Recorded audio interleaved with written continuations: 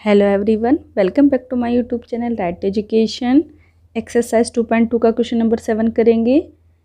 8 के 3 लगातार गुणजों का योग 888 है। गुणजों को ज्ञात कीजिए। देखिए, मल्टीपल ज्ञात करने हैं, वो भी लगातार होने चाहिए 8 के। तो 8 के लगातार कैसे होते हैं गुणज? 8 एकम 8, 8 दूनी 16, 8 तिया 24, 8 चौक 32, 8 पंजे 40, 8 छिंग 48। ठीक है, सो ये जो है 8 के मल्टीपल हैं, 8 के गुणज हैं। अब हमें इसमें ये कहा है कि 8 के 3 लगातार होने चाहिए, मतलब 8 है तो उसके बाद 16 ही आना चाहिए और 16 के बाद 24 ही आना चाहिए। इन दोनों के बीच में 8 का कोई और गुणज नहीं आना चाहिए और तीनों गुणजों का योग 888 होना चाहिए। देखिए, हमने इससे पहले क्वेश्चन में पूर्णांक पढ़े थे और लगातार क्या थे वो? एक x था, दूसरा x+1, तीसरा है x+2, ये दिए हुए थे। अब हम इन्हें 8 का मल्टीपल कैसे बना सकते हैं? यदि हम इसे 8x लिख दें या 8 से मल्टीप्लाई कर दें तो जितने की भी कोई भी आए x का मान, ठीक है, तो वो हमारा 8 का मल्टीपल ही होगा। कैसे? देखिए, माना 2 आया है, 3 आया है या 4 आया है, तो वो कैसे होगा 8 का मल्टीपल? 8 × 2 16, 8 × 3 ये क्या हो जाएगा हमारा? 8 तिया 24, 8 × 4 8 चौक 32। तो हुए ना ये 8 के मल्टीपल। यानी कि यदि हम 8 को किसी से भी मल्टीप्लाई कर देंगे तो वो 8 के मल्टीपल होंगे, लेकिन कंडीशन क्या है? वो लगातार होने चाहिए। उसके लिए हम दूसरा यदि ले 8x+1 लें। यदि हमारा यहाँ पर 8 का मल्टीपल यहाँ पर माना x की वैल्यू 4 आई है, ठीक है, तो हम इसको 4+1 करेंगे तो ये 5 आ जाएगा। ठीक है, जब 4 8 चौक 32 यानी कि जब 4 आया तो इसका 32 आया है और ये 5 आएगा तो 8 पंजे 40 आएगा। तो हुआ ना लगातार गुणज 32 के बाद 40 आया है। इन दोनों के बीच में 8 का कोई भी मल्टीपल नहीं आया है। इसी तरीके से अगला हमने लिया है x+2 लिया है, तब इसका 4 आया x बराबर, तो 4+2 हो जाएगा तो ये आ जाएगा 6, यानी कि 8 × 6 8 छिंग 48। देखिए, इनके लगातार आ रहे हैं ना ये, तो हम इन तीनों से इक्वेशन बना लेंगे, क्योंकि हमें कहा है 3 लगातार गुणजों का योग 888 है। तो देखते हैं इक्वेशन हम लोग यहाँ पर बना लेते हैं। ये आया है यहाँ पर हमारा 8x + 8x+1, ठीक है, और यहाँ पर आया है ये +8x+2 और इनका योग है 888। ठीक है, ये हमने क्यों किया है ऐसे? क्योंकि जो 3 लगातार गुणज थे इनका योग बराबर 888, ये हमने यहाँ पर इक्वेशन बना ली है। अब इस इक्वेशन को सॉल्व करेंगे। देखिए, सब में 8 कॉमन आ रहा है, तो पहले हम लोग 8 ही कॉमन ले लेते हैं। यहाँ पे बचेगा x प्लस ये कॉमन आ गया था, x+1 ये कॉमन आ गया था, प्लस x+2 बराबर ये 888। ठीक है, अब हम ब्रैकेट को अंदर अंदर सॉल्व करेंगे। 8 आ गया, देखिए 1 2 3, तो ये 3x आ गया है, ये 1 है ये 2 है, तो +3 बराबर 888। अब ये यहाँ पर गुना में है, राइट हैंड साइड जाकर ये भाग में आ जाएगा। 3x + 3 = 8 8 8/8। इसको काट लीजिए, इजीली कट जाएगा। ठीक है, तो ये आ गया है 3x + 3 बराबर 111।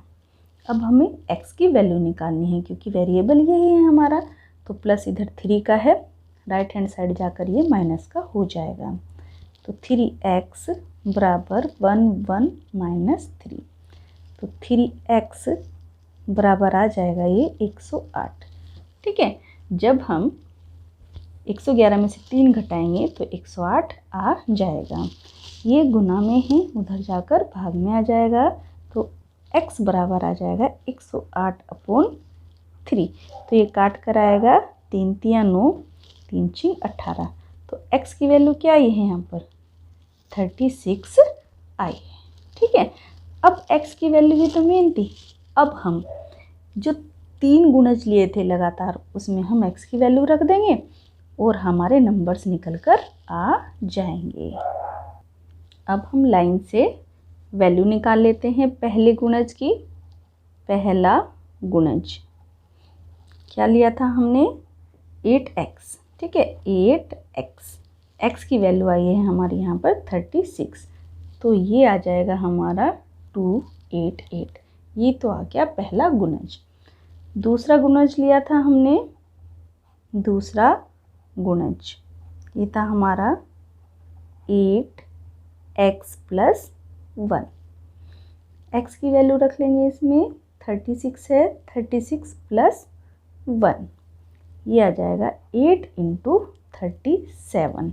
ये निकल कर आएगा आपका 296। ये सेकंड वाला हुआ गुणज। तीसरा गुणज देख लेते हैं। तीसरे गुणज की इक्वेशन है 8x + 2। x की वैल्यू हमारी 36 + 2, 8 × 38, ये आ जाएगा 304। ये तीसरा गुणज आ गया। हमें तीनों गुणज ही पूछे थे। देखिए, पहला ये हुआ, दूसरा ये, तीसरा यही आंसर हुआ। अब इसके उत्तर की भी जांच कर लेते हैं। उत्तर में ये आया है यदि इन तीनों गुणज को जोड़ दें तो हमारा 888 आना चाहिए। मीन्स पहला क्या है हमारा यहाँ पर 288 है, दूसरा गुणज आया है 296, तीसरा आया है 304।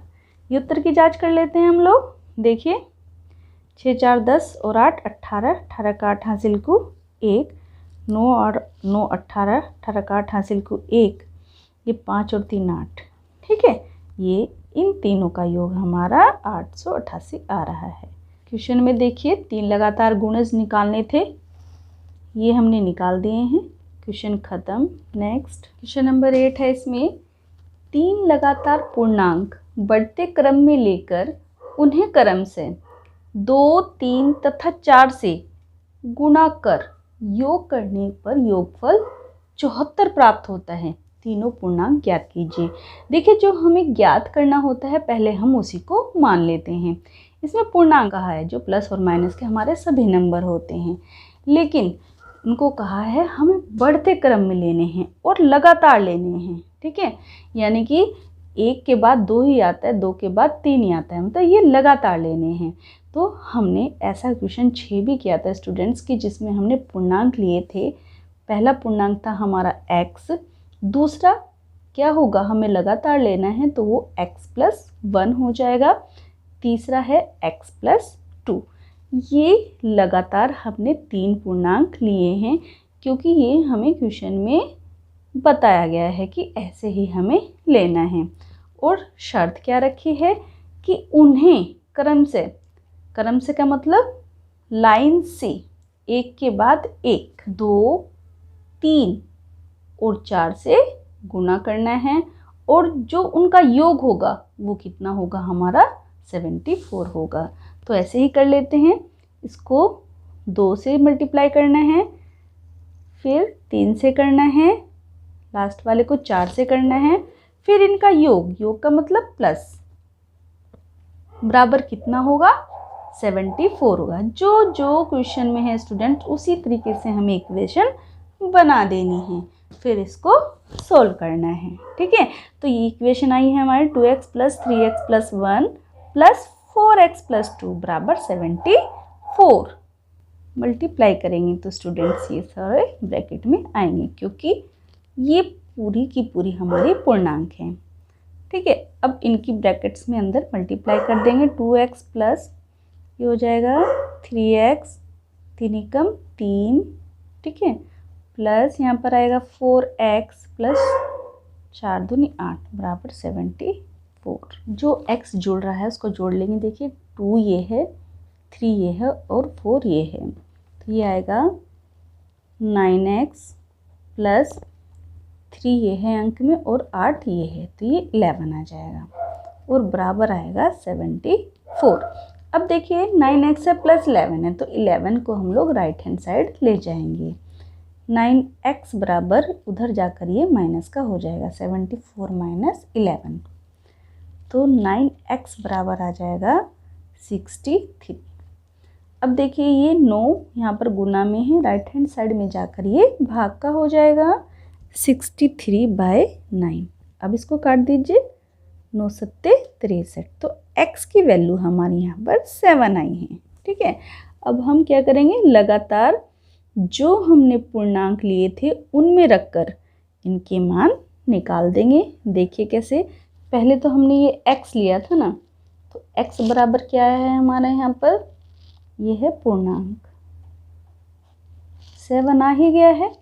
दूसरा है x प्लस 1, पूर्णांक आएगा 7 प्लस 1 बराबर 8। तीसरा है x प्लस 2 यानी कि 7 प्लस 2 बराबर 9।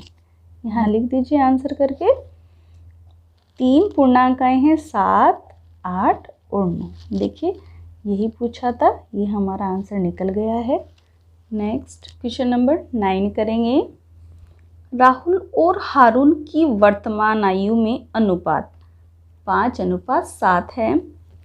4 वर्ष बाद उनकी आयु का योग 56 वर्ष हो जाएगा। उनकी वर्तमान आयु क्या है?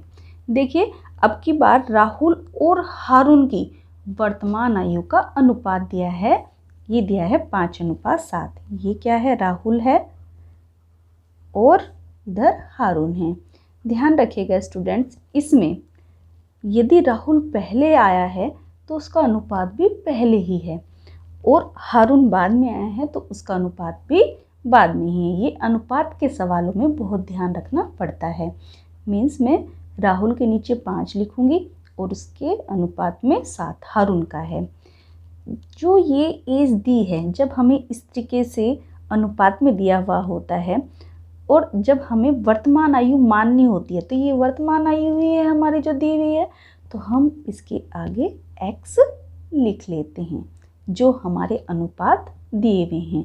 और जो ये एज दी हुई है ये हमारी प्रेजेंट वाली ही है, यानी वर्तमान आयु ही है। ठीक है, तो हम लोग यहाँ पर लिख लेंगे कि माना राहुल और हारून की वर्तमान आयु का अनुपात अब कितना हो गया, 5x/7x। ये हमारी आई है वर्तमान आयु 5x/7x। ये क्या है, वर्ष में है। अब हमें आगे पूछा है 4 वर्ष बाद उनकी आयु, तो यहाँ पर लिखेंगे 4 वर्ष बाद। 4 वर्ष बाद इसमें +4 कर देंगे तो इनकी 4 वर्ष की आयु निकल जाएगी। देखिए कैसे, यदि माना इसकी आयु 10 है और हमें 4 साल बाद पूछिए तो +4 ही तो करेंगे उसमें, तो 14 हो जाएगी। तो जब इनकी वर्तमान आयु 5x और 7x है तो इसमें 4 जोड़ देंगे तो 4 वर्ष बाद की आयु निकल कर आ जाएगी। तो 4 वर्ष बाद राहुल की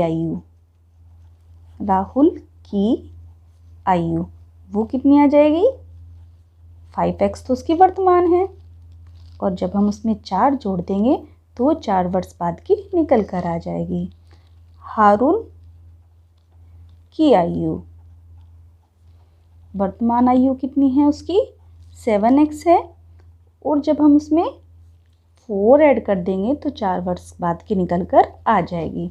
अब देखिए प्रश्नानुसार, अकॉर्डिंग टू द क्वेश्चन हमें क्या दिया है, इन्होंने कहा है कि 4 वर्ष बाद उनकी आयु का योग, आयु ये आई है, ये वर्ष में है। यूनिट जरूर लिखिएगा स्टूडेंट्स, क्योंकि मैथ में यूनिट की बहुत वैल्यू होती है।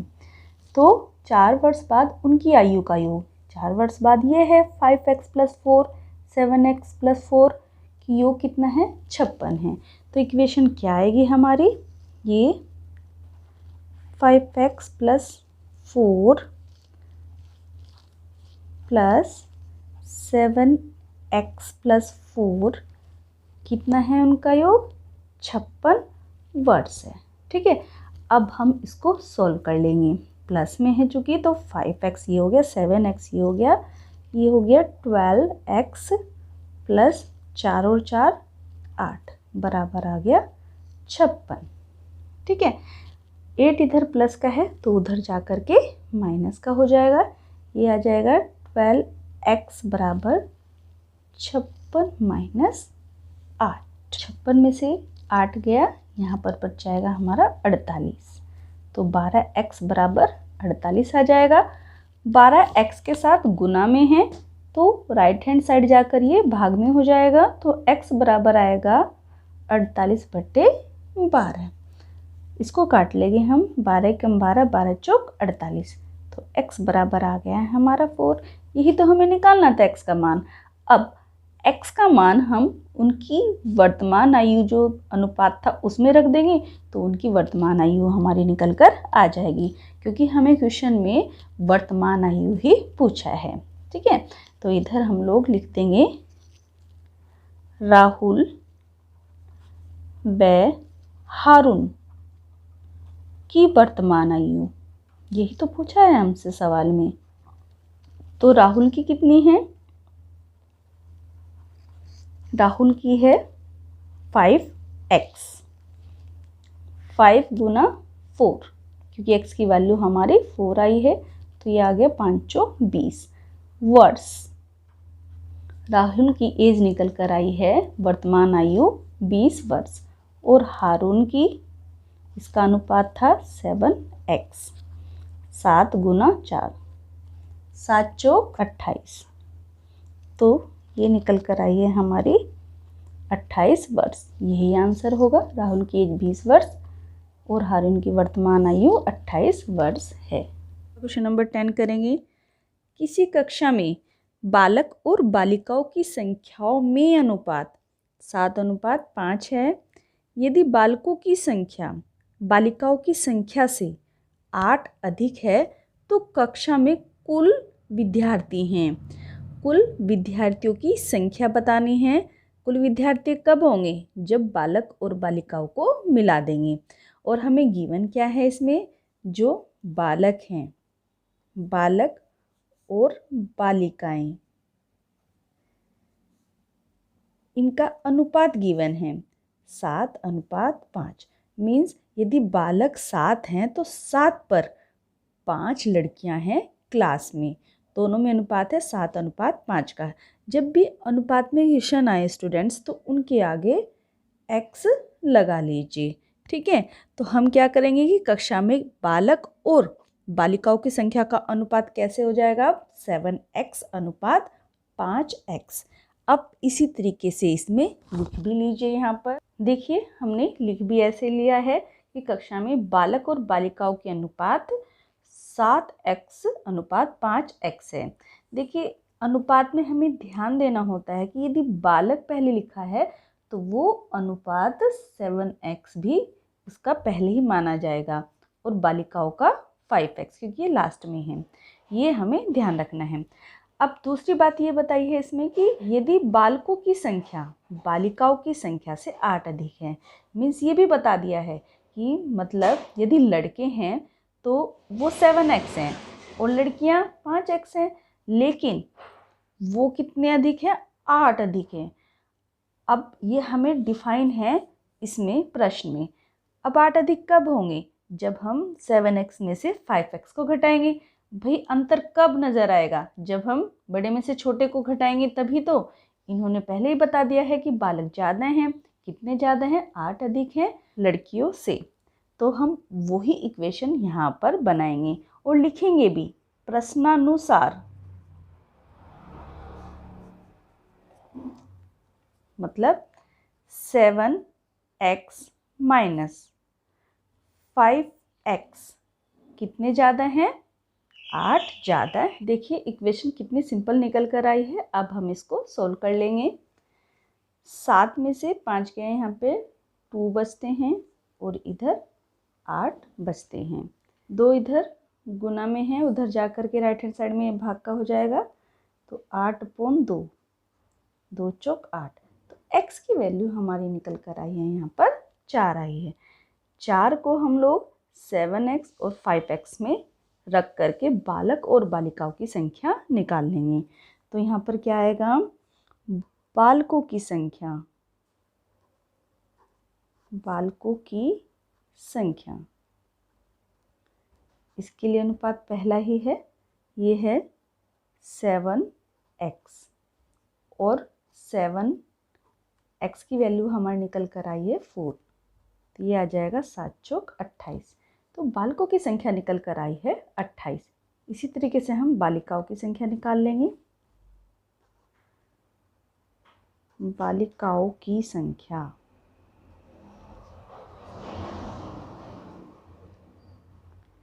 इसका अनुपात था हमारा 5x, हम लोग इसमें x की वैल्यू रख देंगे तो 5 चौक 20। बॉयज़ और गर्ल्स की हमें संख्या निकल कर आ गई है, तो टोटल कितने होंगे, टोटल नंबर ऑफ स्ट्रेंथ कितनी हो जाएगी, इन दोनों को जोड़ देंगे। तो यहाँ पर लिखेंगे कुल विद्यार्थियों की संख्या, विद्यार्थियों की संख्या कितनी हो जाएगी, आप इन दोनों को जोड़ दीजिए, मतलब 28 प्लस 20, तो ये निकल कर आ जाएगा हमारा 48। तो यही आंसर है। 11वां प्रश्न है इसमें, बाईचुंग के पिताजी उसके दादाजी से 26 वर्ष छोटे हैं और उससे 29 वर्ष बड़े हैं। यदि उन तीनों की आयु का योग 135 वर्ष है तो उसकी आयु अलग अलग ज्ञात कीजिए। देखिए, इसमें बाईचुंग कह रहा है अपने पिताजी और दादाजी के लिए, तो हम इसमें बाईचुंग को ही फोकस बना लेंगे। बाईचुंग आप ही की तरह एक छोटा लड़का है, ये बाईचुंग मान लीजिए, ये उसके पिताजी मान लीजिए और ये इसके दादाजी मान लीजिए। कंफ्यूजिंग क्वेश्चन है थोड़ा सा स्टूडेंट्स, लेकिन भारी नहीं है। इस तरह के क्वेश्चंस एग्जाम में बहुत आते हैं। तो हमने माना बाईचुंग की एज x मान ली है, ठीक है।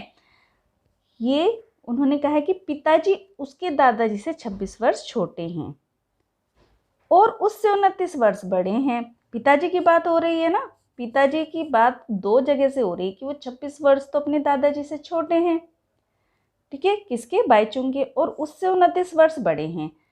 तो पिताजी की उम्र निकल कर आई x प्लस 29, ठीक है, क्योंकि उससे 29 वर्ष बड़े हैं। अब दादाजी की बात करते हैं, ठीक है, पिताजी की भी निकल कर आ गई है।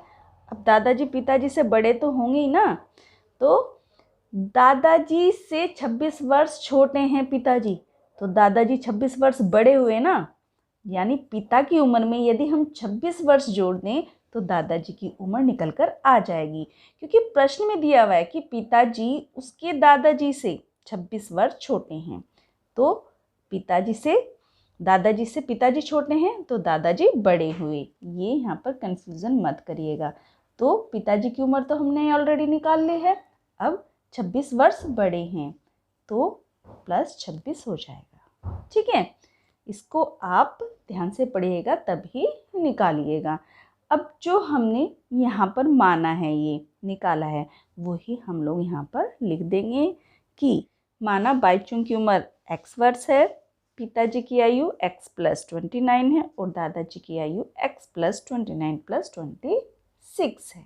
बाईचुंग को हमने इसलिए फोकस किया है स्टूडेंट्स, क्योंकि पिताजी और दादाजी तो बाईचुंग के ही होंगे ना, तो इसमें बाईचुंग की आयु x मान ली है, पिताजी की आयु x प्लस 29 और दादाजी की आयु x प्लस 29 प्लस 26, तो इसको जोड़ लीजिए, x प्लस ये आ जाएगा 55। अब देखिए, एक लाइन और दी हुई है प्रश्न में, यदि उन तीनों की आयु का योग, यानी कि इन तीनों की जो आयु है उनका जोड़ कितना है, 135 वर्ष है, तो यही हम लोग इक्वेशन बना देंगे और यहाँ पर लिखेंगे अकॉर्डिंग टू क्वेश्चन, प्रश्नानुसार, क्योंकि ये प्रश्न में दिया हुआ है हमें कि तीनों की आयु का योग कितना है, 135 वर्ष है। तो इनको जोड़ लीजिए, x plus 29 plus x plus 55, क्योंकि हमने इसको जोड़ लिया था, बराबर कितना दे रखा है, 135 वर्ष दे रखा है। अब ये इक्वेशन आ गई है। अब इस इक्वेशन को सोल्व करके x का मान निकाल लेंगे और बारी बारी से इनमें रख देंगे तो इनकी आयु निकल कर आ जाएगी। देखिए एक x ये है 1 2 3, तो ये 3x हो जाएगा, प्लस जब 29 और 55 को जोड़ेंगे तो ये आएगा हमारा 84 बराबर 135।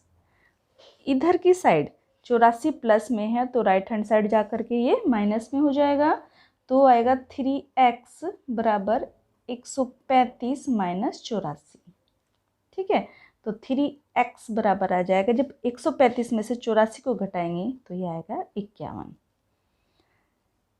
3x किससे लगा हुआ है, 3x से लगा हुआ है और गुना में है, और राइट हैंड साइड में जाकर के ये भाग में हो जाएगा, यानी 51/3। इसको काट लीजिए, 3 कम 3 और ये पाए 3 सत्ते 21। ठीक है, तो x बराबर हमारा 17 निकल कर आ गया है। ठीक है, और x क्या है, बाईचुंग की आयु है, तो बाईचुंग की आयु तो ऐसे ही निकल कर आ गई है। तो यहाँ पर देखिए आप, बाईचुंग की आयु कितनी है, 17 वर्ष है। ठीक है, और पिताजी की आयु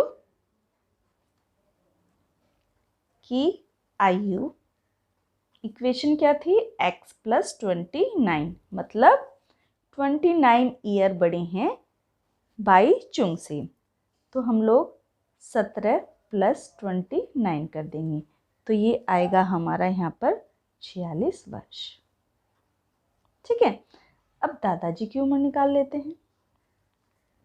की आयु ये कितनी है, 26 वर्ष बड़े ही आएंगे, लेकिन हम लोग इक्वेशन से करेंगे। ठीक है, x हमारा 17 आया है प्लस 55, तो ये आएगा हमारा 72 वर्ष।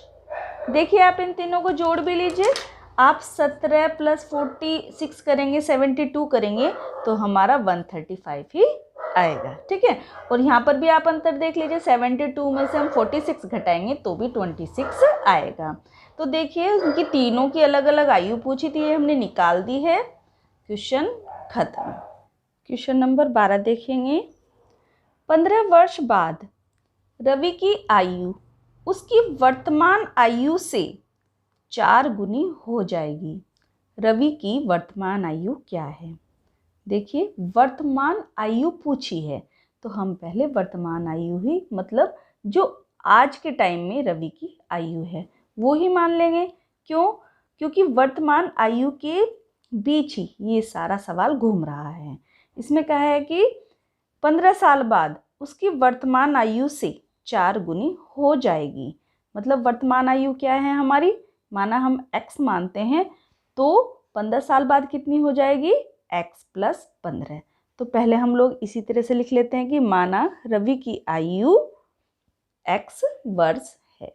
तो अब हम इसमें इक्वेशन बनाएंगे। देखिए 15 वर्ष बाद रवि की आयु वर्तमान आयु से 4 गुनी हो जाएगी। देखिए 15 वर्ष बाद यदि मैं किसी की एज 10 वर्ष बताती हूँ तो मैं कहती हूँ कि 15 साल बाद वो कितनी हो जाएगी, तो आप उसमें 15 ऐड ही तो करेंगे। तो यही तो है क्वेश्चन में, उसने कहा है कि 15 साल बाद रवि की आयु तो कितनी हो जाएगी 15 साल बाद। हमने वर्तमान आयु x मानी है तो वो हो जाएगी x + 15। ठीक है, और फिर क्या कहा है किसके बराबर हो जाएगी, वो 4 गुनी के बराबर हो जाएगी वर्तमान आयु की। और वर्तमान आयु हमने क्या मानी है, उसकी x मानी है, और वो हो जाएगी 4 गुनी। देखिए कितनी सिंपल सी इक्वेशन निकल कर आ गई है। तो हम लोग यहाँ पर लिखेंगे प्रश्नानुसार। ठीक है, 15 वर्ष बाद यानी कि x + 15 किसके बराबर हो जाएगी, वर्तमान आयु के 4 गुनी। वर्तमान आयु x है और उसकी 4 गुनी 4x हो गई है। इस इक्वेशन को सोल्व कर लेंगे, x का मान आ जाएगा और वही रवि की वर्तमान आयु होगी। देखिए अब की बार 4x यानी कि जो वेरिएबल है दोनों तरफ है। ठीक है, हम इस वेरिएबल को एक तरफ ले जाएंगे, हम इसको राइट हैंड साइड ले जाएंगे तो 15 यहाँ पर अकेला हो जाएगा और x इधर प्लस का है तो राइट हैंड साइड में जा कर के माइनस का हो जाएगा, -x। 15 बराबर 4 में से 1 गया, 3x। x की हमें वैल्यू निकालनी है, x को अकेला छोड़ना है, तो 3 को हम लोग LHS की साइड ले जाएंगे। ये गुना में है तो इधर आकर के भाग में हो जाएगा। 15/3 बराबर x। कटता है, काट लेंगे, 3 पंजे 15। तो x की वैल्यू यहाँ पर निकल कर आई है 5। ठीक है, और x क्या माना था हमने? रवि की वर्तमान आयु मानी थी। यही तो हमें क्वेश्चन में पूछा है कि रवि की वर्तमान आयु क्या है। तो उत्तर में आ जाएगा रवि की वर्तमान आयु